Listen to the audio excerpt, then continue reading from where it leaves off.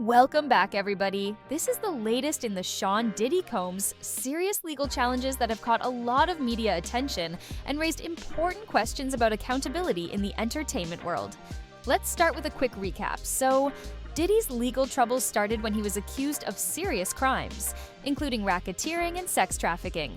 The original charges claim he created a pattern of manipulation and abuse toward women.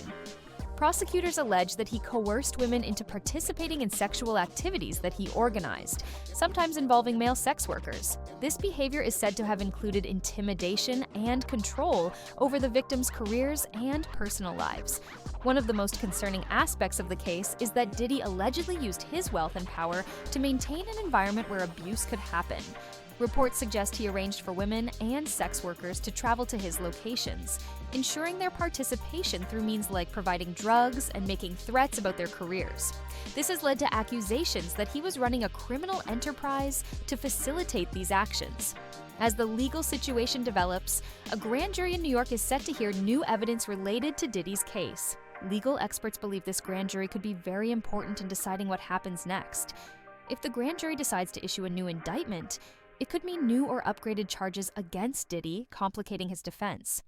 This situation could delay his trial, which is currently scheduled for May 2025. Ariel Mitchell, an attorney representing several alleged victims, has indicated that one of her male clients is expected to testify before the grand jury. This testimony could provide crucial evidence that might influence the outcome of the case. Since grand jury proceedings are usually private, the public may not find out what happens until later. However, if new charges come from these proceedings, it could change the course of Diddy's legal battles significantly. Despite the serious nature of the allegations, Diddy insists he is innocent. His legal team is confident in their ability to defend him and has indicated that he might testify himself to share his version of events. This could be an important moment, as it would allow him to address the accusations directly and counter the stories of his alleged victims. The situation has sparked broader discussions about the culture of silence and complicity in the entertainment industry, especially regarding sexual misconduct. Many advocates for abuse victims are paying close attention because the outcome of Diddy's case could set important examples for how similar situations are handled in the future. The focus on Diddy also raises questions about his legacy and influence in the music industry. As a well-known figure, how he responds to these allegations may impact how other artists and industry leaders approach issues of consent and accountability. And just when it seems like the story couldn't get any wilder, the twists keep coming.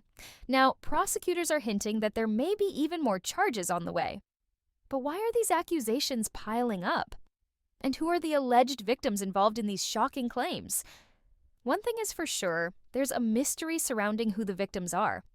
When cases go to the grand jury, a special group that decides if there's enough evidence to go to trial, their identities are sometimes kept secret.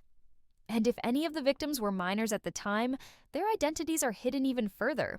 Imagine being a kid and dealing with something so intense. Prosecutors usually protect minors by only sharing their initials or giving them a fake name. But if this goes to trial, that could change, as they may have to reveal who these victims really are. And here's where things get really interesting: the timing. Why are these extra charges appearing now? One theory is that it could be connected to Combs' request for bail to be let out of jail before his trial starts. Prosecutors may want to stack more charges to make it harder for him to get released. But why? They believe that if Diddy stays in jail, other victims or witnesses might feel safer about coming forward. If he's out, some might be too afraid to testify. But if he's locked up, it could be the spark for new witnesses to bring even more evidence to light. What really catches people off guard, though, is that some of the alleged victims could be male. This is something not everyone thinks about with high-profile cases like these. But in cases of S.A., gender doesn't matter. Whether the victim is male or female, the charges are the same. So, if new male witnesses step forward, they could fit right into the case, adding more weight to the charges, and possibly even pushing for tougher penalties. Why are these charges such a big deal? Some of them are federal crimes, meaning the national government is involved. And here's the reason: anytime someone is allegedly moved across state lines for illegal purposes, like exploitation, it becomes a federal issue. If Diddy transported people between states, federal authorities have the right to step in, and they have the power to deliver even harsher punishments. This story isn't over, and every day, new details are revealed that could change everything.